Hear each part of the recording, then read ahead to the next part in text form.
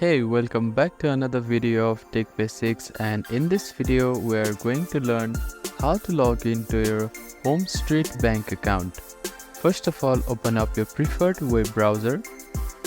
Now at the address bar type in homestreet.com and click on enter.